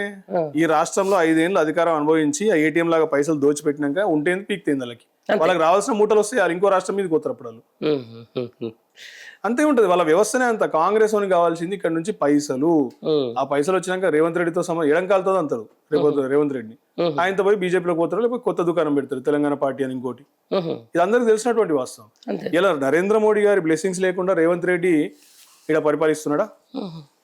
మరి ఎందుకో మేము 9.5 ఏళ్ళు కొట్లాడి ఎయిర్పోర్ట్లు ఇవ్వరా నాయన అని చెప్పేసి ల్యాండ్ అక్విజిషన్ కూడా మేము డబ్బులు కేటాయించి బడ్జెట్లలో ఇన్ని వేస్తే ఒక్క ఎయిర్పోర్ట్ ఇవ్వలేదు. ఇలా ప్రభుత్వం రాగానే డబా 2 ఎయిర్పోర్ట్లు ఎట్లా ఇచ్చేసిండండి. బాగా నడుస్తున్నాయి పనులు కూడా. అదే చెప్తున్నా, మేము ఉన్నప్పుడు కూడా మేము బడ్జెట్ లో పెట్టినామంటే మేము ఇవ్వలే కదా, ఇస్తాం కదా. ఎయిర్పోర్ట్స్ అథారిటీ ఆఫ్ ఇండియా వాడు సర్వే కూడా వేయలే మేము ఉన్నప్పుడు. వాడు సర్వే చేస్తానే కదా మేము ల్యాండ్ అక్విజిషన్ చేసేది. ఇట్లా అన్నిట్లల్లా ఒక్క నేషనల్ ఇన్స్టిట్యూషన్ ఇవ్వలేదు మనకు. ఐఏఎం ఇవ్వలేదు, IIIT ఇవ్వలేదు, ఏమి ఇవ్వలేదు. జవహర్ నవోదయ స్కూల్ కూడా అప్పటిదాకా ఇవ్వలేదు, ఈయన వచ్చినాక ఇచ్చిండు. మనకి ఇస్తానటువంటి కాజీపేట రైల్వే కోచ్ ఫ్యాక్టరీ ఎక్కడ పోయింది? ఆదిలాబాద్ లో CCI ఎందుకు ఓపెన్ చేయలేదు? నేషనల్ హైవేస్ ఎక్కడ పోయినాయి? ఇప్పుడు ఈయన రాగానే అన్ని ఎందుకు ఇవ్వగలుగుతున్నారు వాళ్ళు? అంతేనా? సరే, ఇప్పుడు ఏదేమైనా కూడా నడుస్తుంది వ్యవస్థ అనేది. అయితే ముందుకైతే పోతుంది. గుంపు మేస్త్రి ఫార్ములా వ్యవస్థ ఎవరి కోసం ఆగదన్న. గుంపు మేస్త్రి ఫార్ములా. ఆయన మేస్త్రి ఉంటాడు, కింద పని చేసేటోళ్ళు పని చేసుకుని పోతారు. సిమెంట్ వేసేటోడు సిమెంట్ వేస్తాడు, సీకేస్తాడు సిమెంట్ వేస్తాడు. రైట్, ఆ వ్యవస్థ ఓకే. హామీలు గీమీల గురించి పక్కన పెడదాం. ఇక మేజర్గా ఇప్పుడు మున్సిపల్ ఎలక్షన్లు రాబోతున్నాయి. ఎన్ని గెలుస్తుంది అనుకుంటున్నాను బీఆర్ఎస్? మెజారిటీ సీట్లు కైవసం చేసుకుంటున్నాం. ఎట్లా అంటే ఇవాళ గడిచినటువంటి 9.5 ఏళ్ల పరిపాలనలో అత్యంత అభివృద్ధి చెందినటువంటి ప్రదేశాలు ఏమైనా ఉన్నాయంటే నగరాలవి, పట్టణాలవి. పట్టణాలు ఎవరు వాటిని అభివృద్ధి చేసింది అంటే మున్సిపల్ శాఖ మంత్రి అప్పుడు కేటీఆర్ గారు, కాదని లేనటువంటి వాస్తవం. ప్రతి ఒక్క మున్సిపాలిటీకి మీరు డంప్స్టర్స్ కానివ్వండి, లేకపోతే ఎస్టీపీలు కానివ్వండి, పెద్ద కార్పొరేషన్ జిల్లాలకు ఐటీ హబ్లు కూడా తీసుకొచ్చారు. కానీ ఆ ఐటీ హబ్లు ఇవాళ మున్సిపాలిటీలు ఎంతవరకు ఎలక్షన్లు ఎంతవరకు పనిచేస్తాయి అంటున్నా. అదే ఆడికే వస్తున్నా. ఇలా మిమ్మల్ని తీసుకొని పోయి గిడ పక్కకు పోదాం, ఏడన్నా పటాన్ చెరువు లేకపోతే కొంచెం నల్గొండ పోదాం. ఇలా ఏ ఒక్క నగరం, ఏ ఒక్క మున్సిపాలిటీ తీసుకుని ఇంక్లూడింగ్ మీ నల్గొండ, రోడ్డు పక్కన చెత్త లేకుండా ఉన్నటువంటి నగరం ఉందా? బేసిక్ అసలు మున్సిపాలిటీలలో చేయాల్సింది ఏంటండి? ఫస్ట్ థింగ్ పరిశుభ్రత ఎత్తాలి. పరిశుభ్రత ఏడవైంది ఇవాళ. చెత్త మంత్రి వాడు చెత్త శాఖకి ఇవ్వాలి స్వయాన రేవంత్ రెడ్డి. ఈయననే అన్నాడు కదా జూబ్లీ హిల్స్ ఎన్నికల్లో, చెత్త శాఖ మంత్రి కేటీఆర్ ఏం చేసిండు, లూజ్ మౌత్ అన్నాడు కదా, లూజ్ టంతో. మరి ఇవాళ ఈ చెత్త శాఖ మంత్రి ఏం చేస్తున్నాడు? ఆయనకి ఇది ఒకటే కాదు అన్న. అంటే ఒకటే అయితే ఆయన కూడా ఇప్పుడు ఒకటి కాదు, రాష్ట్రం మొత్తానికి చెత్త శాఖ మంత్రి ఉండే కదా. మరి మున్సిపల్ శాఖ మంత్రి సంఖలో పెట్టుకొని మున్సిపాలిటీలను భ్రష్టు పట్టించి మున్సిపాలిటీలకు నిధులు ఇవ్వకుండా అక్కడ అరకొర సదుపాయాలతో ఇలా హాస్పిటల్లో మీరు చూస్తూనే ఉన్నారు. ఇలా గురుకుల స్కూల్ కానివ్వండి, హాస్పిటల్ కానీ అత్యంత చెత్త దయనీయమైనటువంటి స్థితిలో ఉన్నాక ఓట్లు ఓడేస్తాడు ఆయనకు. అందుకే మేము అంటున్నాం మెజారిటీ సీట్లు మేము కైవసం చేసుకుంటాం. అంతేనా? అవును. దాంట్లో పరిపాలన లేదు, ఇలా మున్సిపాలిటీ ఎక్స్ ఉంటుంది, అవన్నీ ఉంటాయి. గతంలో మీరు చెప్పిన ఫార్ములాని అంటే కొన్ని మున్సిపాలిటీలలో గతంలో కాంగ్రెస్ గెలిచినా కూడా సింబల్స్ మీద పోటీ చేస్తారు, మీకు తెలుసు. అదే సింబల్స్ మీద మెజారిటీ సీట్లు అన్నా కానీ నేను మెజారిటీ కార్పొరేషన్ లో చైర్మన్ చేస్తాను, డబ్బు ప్రమేయం ఉంటుంది. మెజారిటీ వార్డ్స్ మేమే గెలుస్తాం, డివిజన్స్ మేమే గెలుస్తాం. దాని తర్వాత రాజకీయ చదరంగం జరుగుతుంది, పైసలు పెడతారు. పొంగులేటి శ్రీనివాసరెడ్డి లాంటి బడా వ్యాపారవేత్తలు పెడతారు. ఆయన ఒక మంత్రి కాదు, ఆయన ఒక బిజినెస్ మ్యాన్. ఆయన అట్లాంటి వాళ్ళు దూరుతారు, ఖచ్చితంగా ఫండింగ్ చేస్తారు. కాబట్టి ఏదైనా జరగవచ్చు. అవునా? ఇంత చేసినప్పుడు వనజాతర మొన్న మేడారం చాలా అద్భుతంగా జరిగిన తర్వాత కూడా మీరు విమర్శలు చేయాలని చెప్పేసి అక్కడ ఏదో అలజడి సృష్టించేందుకు మీ ఎమ్మెల్యేని పంపించేసి ఇబ్బంది పెట్టారంట. అంత అద్భుతంగా జరుగుంటే ఒక మంత్రి కార్ మీద, మంత్రి కాన్వాయ్ లో ఉన్న కార్ మీద రాళ్ళేసి అద్దాలు పగలగొడతారా? అది మీరు పార్టీ కార్యకర్తలేమో. పార్టీ కార్యకర్తలు, ఈ పార్టీ ఏడవైన పార్టీ కార్యకర్తలు. ఇప్పుడు అదే చెప్తున్నారు కదా. ఇదొక పిచ్చి వ్యవస్థ, పిచ్చి మాటలు ఇవి. ఇట్లా మాట్లాడద్దు. ఎందుకనంటే నువ్వు కామన్ మ్యాన్ ని సఫర్ చేసిన మాట వాస్తవం. కరెంట్ పోయింది ఆ రోజు మొన్న. అవును, అడ్లూరు ఇబ్బంది అయింది, బస్సులు సైరన్ వేసుకుంటా, బస్సులు దొరకలేదు, నీళ్లు సరిగా లేవు, చెత్తకుండ్లు సరిగా లేవు, టాయిలెట్లు లేవు. ఇవన్నీ మేము చేసిన పనులు. ఆపోజిషన్ 10 ఏళ్ల నుంచి మీరు కూడా చేసిరు కదా. ఎప్పుడన్నా న్యూజిలాండ్ నుంచి వాళ్ళని తీసుకొని వచ్చి ప్రదర్శన చేయించరా? ఏమొచ్చింది దానివల్ల? న్యూజిలాండ్ నుంచి ఇవాళ బస్సులు వేస్తే ఏమైనా వస్తాయి పబ్లిక్ కి. న్యూజిలాండ్ నుంచి పబ్లిక్ తీసుకొస్తే, పర్ఫార్మెన్స్ వాళ్ళని, ఆర్టిస్టులను తీసుకొస్తే పని అవుతుందా? బస్సులు ఎందుకు సకాలంలో వేయలేదు ఈ చేతగాని ప్రభుత్వము? దీనికి ఇన్ఛార్జ్ మంత్రి, దేవాదాయ శాఖ మంత్రి ఉండొద్దా అండి? నాకు అర్థం కాదు. ఆర్ఎన్బికి మార్చుకున్నారు కదా అది. అట్లీస్ట్ నీకు దేవుడికి సంబంధించినటువంటి వ్యవస్థలో నీకు ఒక కన్సర్న్ మినిస్టర్ ఉండాలి. ఒక సీతక్క గారి మీద వదిలేసారు పాపం. ఆమె అటు తిరిగా ఆగమైపోయింది. ఆమె ఒక్కదమే ఏం చేస్తారు? ఒక 2-3 ఇన్ఛార్జ్ మంత్రులను పెట్టాలి, వ్యవస్థను నడిపియాలి. Mismanagement, total utterly failed mismanagement అది. అంతేనా? ఆ ఈవెంట్ కంప్లీట్ గా ఫెయిల్ అయింది. రైట్. దానికి తెలంగాణ వ్యాప్తంగా, తెలంగాణలో ప్రస్తుతం ఏంటంటే పోలీసు రాజ్యం, శాంతి భద్రతలకు సంబంధించిన దాని మీద అంటే కొంతమంది నేను ఈ క్వశ్చన్ మిమ్మల్ని ఎందుకు అడగాల్సి వస్తుందంటే, సీనియర్ నాయకులు మధుయాస్కి గౌడ్ ఒక క్వశ్చన్ రైజ్ చేశారు ఆయన గాంధీ భవన్ వేదికగా. కొంతమంది పోలీసు ఉన్నతాధికారులు వాళ్ళ వ్యక్తిగత ప్రాపగండ కోసం, వాళ్ళ వ్యక్తిగత ప్రయోజనాల కోసం, లేకపోతే వాళ్ళ స్టార్డమ్ కోసం పనిచేస్తూ ఉన్నారు. ఇంకొంతమంది ఓన్లీ రియల్ ఎస్టేటే చేస్తున్నారని చెప్పేసి దీన్ని ఎట్లా చూస్తారు? వాస్తవం ఇలా పోలీస్ శాఖ ఎవరి చేతులు ఉంది? ఎడమ సంఖ్యలో పెట్టుకున్నాడు రేవంత్ రెడ్డి అని చెప్పిన దానికి ఒక డిఫాక్టో హోమ్ మినిస్టర్ ఉన్నాడు. ఎవరైనా వేం నరేందర్ రెడ్డి. ఓకే, ఆయనతోని ఇలా పోలీస్ వ్యవస్థను నడిపిస్తున్నారు. మీరు చెప్పినటువంటి పోలీస్ ఆఫీసర్, మధుయేష్ గారు చెప్పినటువంటి పోలీస్ ఆఫీసర్ ఎవరో కాదు, సజ్జనార్ గారు బిల్డప్లు ఇచ్చుకుంటా. ఎవరో మొన్న ఒక జర్నలిస్ట్ గారు పాప ఆయన ఏదో వెకేషన్ పోతా ఉంటే ఎయిర్పోర్ట్ లో తీసుకొని రావడం ఎంత అన్యాయం అండి, నాకు అర్థం కాదు. మీరు ఒక జర్నలిస్ట్ గా దాన్ని సమర్థిస్తారా? ఆయన పోయేది, ఆయన పోతుండు వెకేషన్ కి. ఇదేమైనా పెద్ద కేసా? అది నాకు అర్థం కాదు. ఒక జరిగినటువంటి వాస్తవాన్ని వాళ్ళు చెప్పారు. అక్కడ పేరు ఆమె ఏమంటారు, వీళ్ళని తీసుకుపోయి జడ్జి ముందర ప్రవేశపెడితే జడ్జి ఏమన్నారంట తెలుసా? Lady judge. అసలు ఇందులో కన్సర్న్ విక్టిమ్ ఎవరండి అంటే ఒక లేడీ అన్నారు. ఆ లేడీ వస్తారా మరి ఇక్కడికి అంటే ఆమె వదిలేసి మేము పట్టించుకోమన్నారంట. మరి ఎవరి మీద కేసు పెట్టిరు, ఎవరు పెట్టిరు, ఆయన ఎందుకు మేము అరెస్ట్ చేయాలి, కేసు లేదేం లేదు పొమ్మన్నారంట. ఆయన రమేష్ గారు బయటకు వచ్చారు. నేను చెప్తున్నా ఏంటంటే, మీడియా వాళ్ళ మీద అరాచకాలు కానివ్వండి, రాష్ట్రంలో శాంతి భద్రతలు కానివ్వండి, అట్టర్లీ ఫెయిల్ అయిపోయినాయి, క్షీణించిపోయింది మొత్తం. మీరు నడి రోడ్డు మీద ఎన్ని మటలు జరిగినాయి హైదరాబాద్ మీకు తెలుసు కదా. సోషల్ మీడియాలో చూడలేదు, నడి రోడ్డు మీద కత్తులు పట్టుకొని రౌడీ షీటలు చంపుకోలేదు ఒకరినొకరు. నడి రోడ్డు మీద మర్డర్లు జరుగుతాయి, నడి రోడ్డు మీద మానభంగాలు జరుగుతాయి, నడి రోడ్డు మీద యాసిడ్ అటాక్లు జరుగుతాయి. ముఖ్యమంత్రి ఉన్నట్ట, హోంమంత్రి ఉన్నట్ట ఈ రాష్ట్రానికి లేనట్ట. 29 నెలలు కావస్తుంది, 28 నెలలు. మరి హోంమంత్రి ఉండదు రాష్ట్రానికి, నాకు అర్థం కాదు. అదేనా? రైట్. లాస్ట్ మీ ప్రాస్పెక్టివ్లో అసలు ఫోన్ ట్యాపింగ్ కేసు అంటే మీరు ఎట్లా చూస్తారన్న దాన్ని? చెప్పిన ఇందాక ఒక లొట్టపీస్ కేసు అది. మరి లొట్టపీస్ కేసుకు విచారణ పోకుండా ఇంత హంగామా ఎందుకు, ఇంత దిష్టి బొమ్మలు దగ్ధం ఎందుకు, ఇంత అలజడి ఎందుకు? మేమేమంటున్నామంటే, పెట్టిందే ఒక ఫాల్స్ కేసు, ప్రాపగండా కేసు. అది తెలిసిపోతుంది. ఈ రాష్ట్రాన్ని ఇలా తెలంగాణని తీసుకొచ్చిన మహానేతగా, తెలంగాణని బాగు చేసినటువంటి మహానేతగా, ఇలా ఎక్కడనో తెలంగాణ అసలు ఎవరు బయటికి తీయలేనటువంటి పదాన్ని నుంచి వెళ్ళి ఇలా తెలంగాణ రాష్ట్రం సాధించినటువంటి మహానేతగా తెచ్చినటువంటి తెలంగాణలో ఇన్ని అద్భుతమైనటువంటి సంక్షేమ పథకాలు అవలంబించి ప్రజలందరినీ కూడా కష్టాలని దూరం చేసినటువంటి నేతని ప్రాపగండా ఫాల్స్ కేసులు పెట్టి ఇబ్బంది పెడతా ఉంటే గుండెలోంచి వచ్చినటువంటి ఆక్రోశం, కోపంతో జరుగుతున్నటువంటి ధర్నాలు ఇవి. ఇదేం స్పాన్సర్డ్ ఆయన చెప్పినట్టు ఆంధ్రజ్యోతి ఉత్తపలుకు చెత్తపలుకు చెప్పినట్టు స్పాన్సర్డ్ కాదు. మీరు కావాలంటే ఆ చెత్తపలుకు మాట్లాడిన తీసుకొచ్చి ఒకసారి ఇంటర్వ్యూ చేయండి, లేకపోతే ఎక్కడైనా అడగండి. అన్న ఇంతసేపు అంటున్నారు మీరు చెత్తపలుకు ఉత్తపలుకు. 10 ఏళ్ల పాటు మీరే అధికారంలో ఎందుకు తరిమేలేదు మరి అని? మీడియాని ఎవరైనా తరిమేయొచ్చా? తప్పు రాస్తున్నారు కాబట్టి మేము మాట్లాడచ్చు. వాక్చాతుర్యం ఉన్నంతసేపు రైట్ టు స్పీచ్, రైట్ కదా, రాయనివ్వండి. అందుకే మేము వ్యతిరేకిస్తాం. ఆయన హక్కు. మేమన్నా పోయి నిన్న ఆంధ్రప్రదేశ్ లో టీడీపీ కార్యకర్తలు పలుగొట్టినట్టు, అంబటి రాంబాబు ఇంటి మీద పలుగొట్టినట్టు మేము పలుగొడుతున్నాం. ఎక్కడైనా ఏడవైనా శాంతియుతంగానే ఉన్నాం మేము. ఎక్కడ కూడా ఆంధ్రజ్యోతి ఆఫీస్ తగలబడిపోతుంటే ఫస్ట్ రెస్పాండ్ అయింది ముఖ్యమంత్రి హోదాలో కేసీఆర్ గారు. మరి ఆయనకు ఆ మాత్రం మన సోయి ఉండొద్దు. అయ్యల్లా ఎట్లా రాస్తారండి? కూలీ అడ్డ మీద కూలీలాగా వీళ్ళు బీఆర్ఎస్ పార్టీ కార్యకర్తలు చేస్తున్నారు ఇదంటే ధర్నా. దిమాకు ఉండాలి కదా కొంచెం అన్న. అంత పెద్ద మీడియా అధిపతి ఎన్నో చీకటి పనులు చేస్తే ఆ స్థాయికి ఎదిగినటువంటి వ్యక్తి, మనకు తెలుసు ఆ చీకటి పనులు ఏందో. మరి ఆ వ్యక్తి ఇలా మాట్లాడారు, క్లియర్గా అర్థమవుతుంది ఇంటెన్షన్. ఆయన 31st నైట్కి పోయి ముఖ్యమంత్రి కలిసిన మాట మనందరం చూస్తున్నాం. గతంలో కేసీఆర్ కలిసిండు. ఇదంతా ఓకే, ఎపార్ట్ ద లైన్ ఇదంతా సరే. వాళ్ళ నరనరాలకు సంబంధించిన వాళ్ళ జర్నలిజం విలువలు ఏంటో కూడా ఇలా మనం కొత్తగా మాట్లాడుకోవాల్సిన పని ఏం లేదు. రైట్, ఆయన జర్నలిస్టుకు సంబంధించిన దాని మీద కాదని చెప్పేసి కూడా మనం అనడానికి లేదు.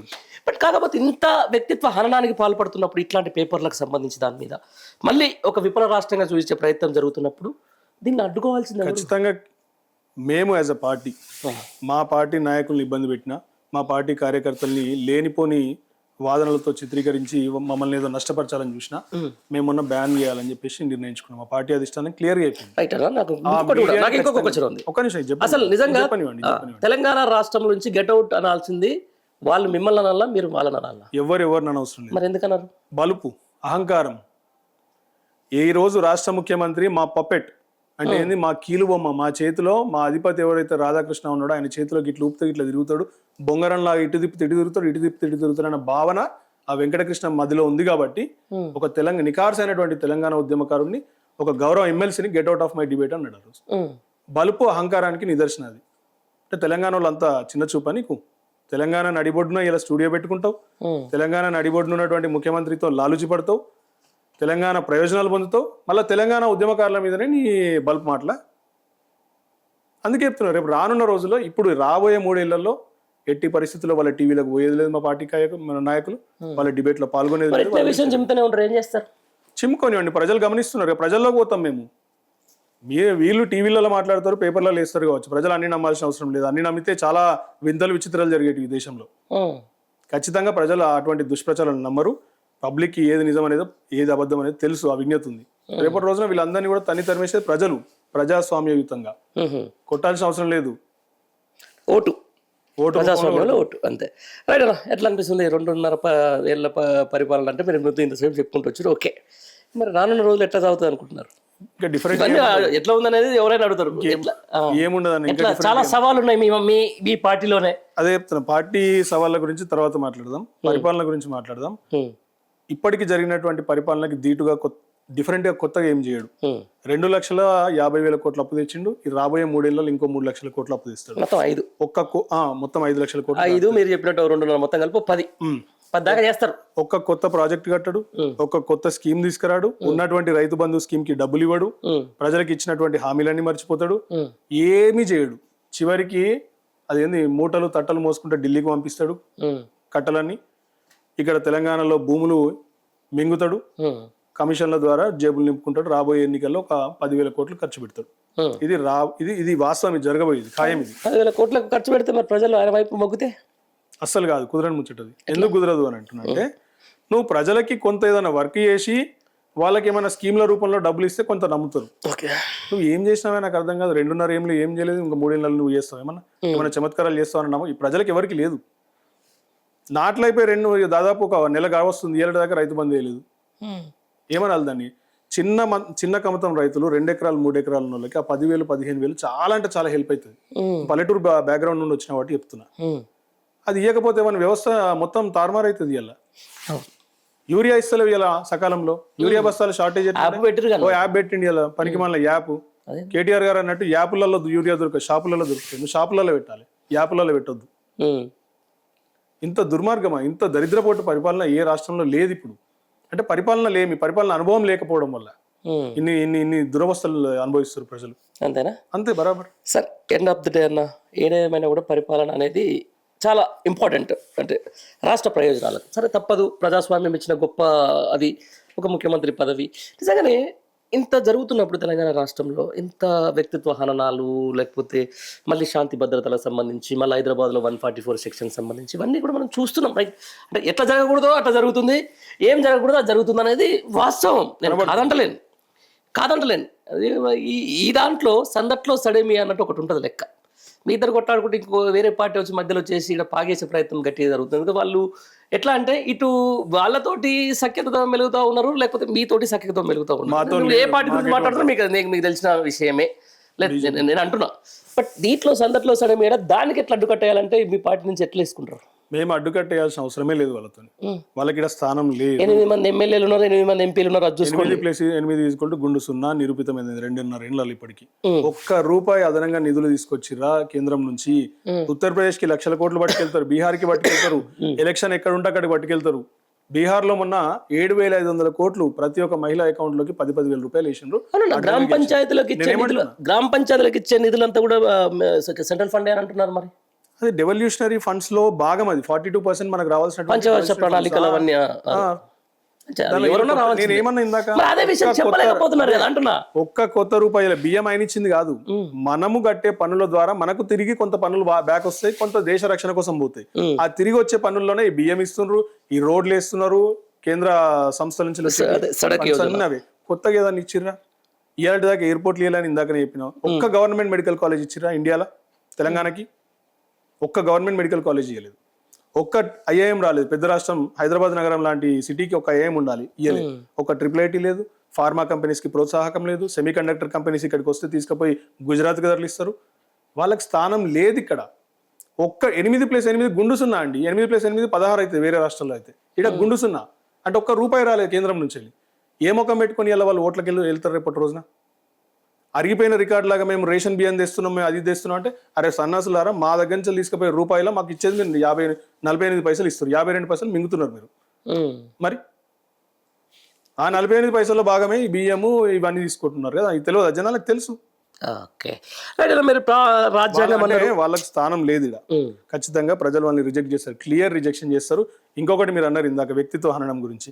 కేటీఆర్ గారి క్యారెక్టర్ని ఎంత దారుణంగా దెబ్బతీయాలో అంత దారుణంగా దెబ్బతీయడానికి ఒక చిన్న ఉదాహరణ ఏంటంటే, సంవత్సరం క్రితం ఒక మహిళా మంత్రి అయి ఉండి జుగుప్సాకరమైనటువంటి వ్యాఖ్యలు కేటీఆర్ గారిని అనడం అంటే ఒక ఎత్తు అయితే, సరే రాజకీయాలలో చిల్లర మాటలు మాట్లాడుతున్నారు ఓకే అనుకో. ఒక అమ్మాయి, ఆమె ప్రొఫెషన్, ఆమె సినిమా ఫీల్డ్ లో ఉంది, ఆమె క్యారెక్టర్ని బ్యాడ్ చేయాల్సినటువంటి అవసరం, ఈమె కూడా ఒక లేడీ కదా, ఈమెకు ఒక ఆ హీరోయిన్ అంత ఏజ్ ఉన్న కూతురు ఉందా, ఈమెకు కూడా కొంచెం దమాకు ఉండాలన్నా వద్దా ఈమెకి? ఆ మాటలు మాట్లాడొచ్చా? అక్కడి నుంచి మొదలు పెడితే ఇయాల్టి దాకా ఆయన ఆయన ఆయన క్యారెక్టర్ మీద దెబ్బ కొట్టడమే కొడుతున్నారు. కానీ ప్రజలందరూ కూడా ఇవన్నీ చూస్తున్నారు. ఖచ్చితంగా సమయం వచ్చినప్పుడు వాళ్ళని కొడుతారు. ఎందుకంటే ఇది కరెక్ట్ పాలిటిక్స్ కాదు, ఇవి నీతిపరమైన రాజకీయాలు కాదు. ఇంత అంటే అంత సీనియర్ మంత్రుల నుంచి ఇట్లాంటి వ్యాఖ్యలు అయితే నేను కూడా ఊహించలేదు. సరే చూద్దాం, చూద్దాం ప్రజలు ఏ విధంగా దాన్ని తీసుకుంటారు, ప్రజలు ఏ విధంగా దాన్ని ముందుకు తీసుకుపోతారని చెప్పేసి. Right, end of the day అన్న, ఏదో ఒక ఇక కక్ష సాధింపు చర్యల కాడికి వద్దాం ఇక. రైట్, నడుస్తుంది ఇక, మరి ఏదో ఒకటి చేయాలి. దేవుడు ఒక అవకాశం ఇచ్చిండో, ప్రజలకు ఒక అవకాశం ఇచ్చిండో.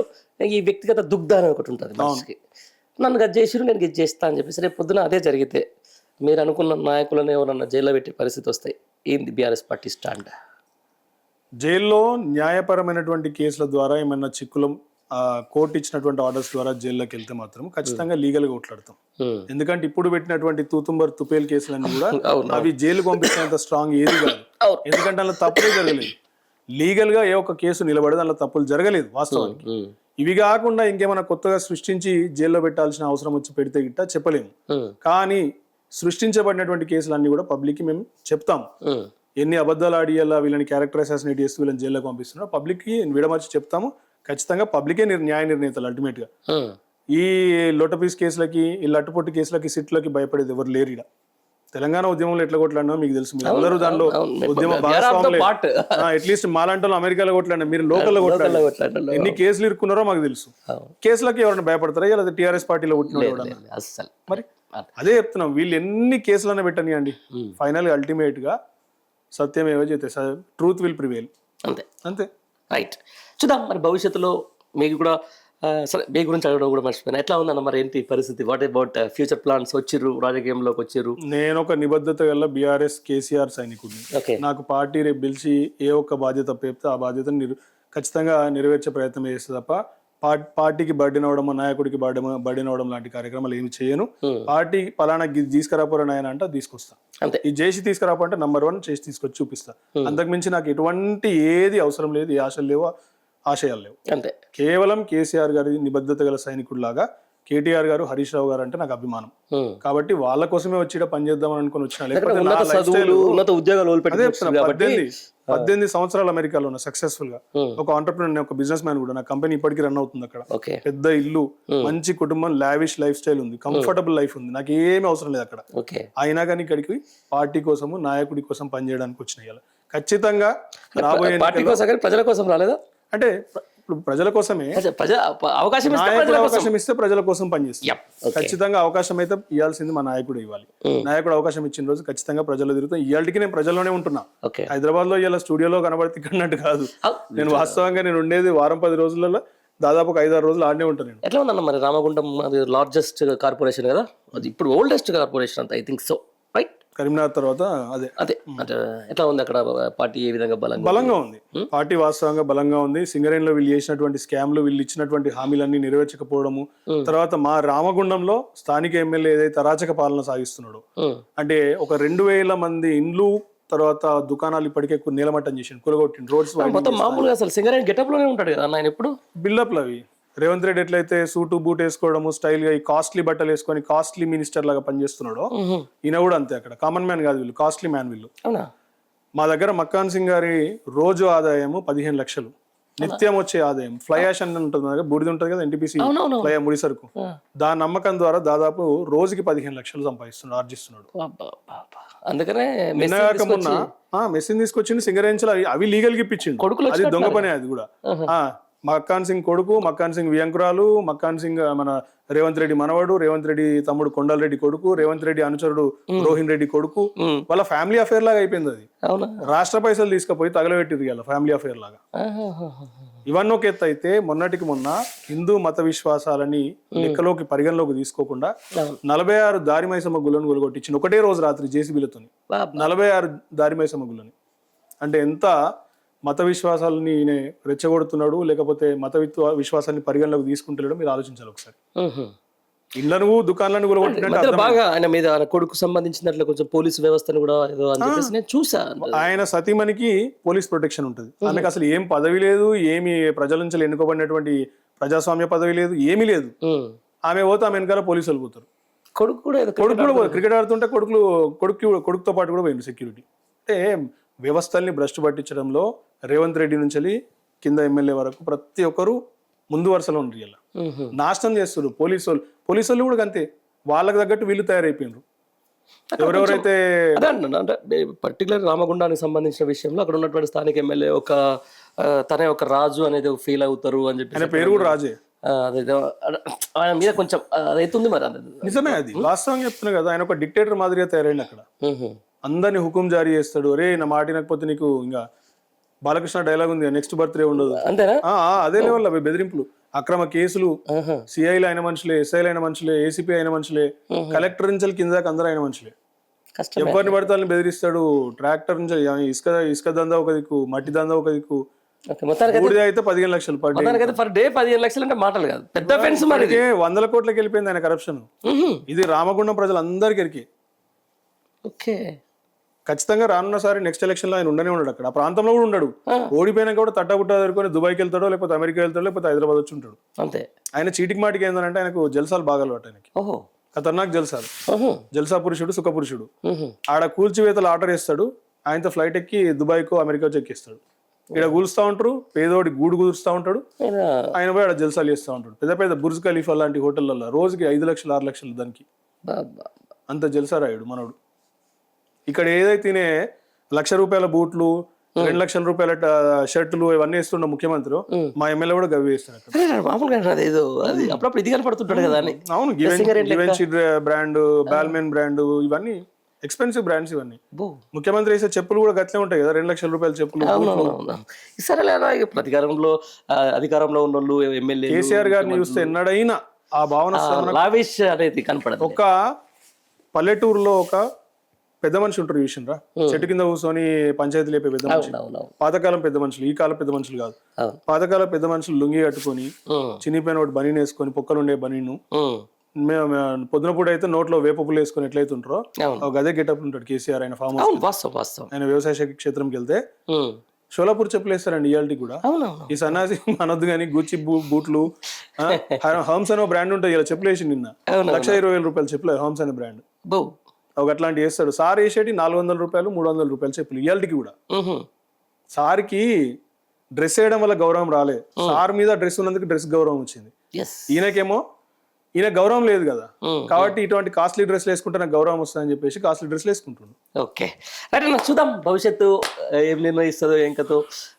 తెలంగాణ రాష్ట్రం end of the day Telangana ప్రయోజనాలు, తెలంగాణ ప్రజల సంక్షేమమే పరమావధి ఎవరికైనా. వాస్తవం. సరే ఏదేమైనా కూడా అధికారం అనేది రావచ్చు పోవచ్చు, ఇలాంటి యువకులు కూడా రాజకీయాలకు రావాలి. ఎందుకంటే మాకు మన జర్నలిస్టులకు కూడా చూస్తూ ఉంటాం, అయ్యే ఫేస్లు అవే రాజకీయాలు అవే కథ కొత్త ఫేస్లకు కూడా అవకాశాలు దక్కాలి.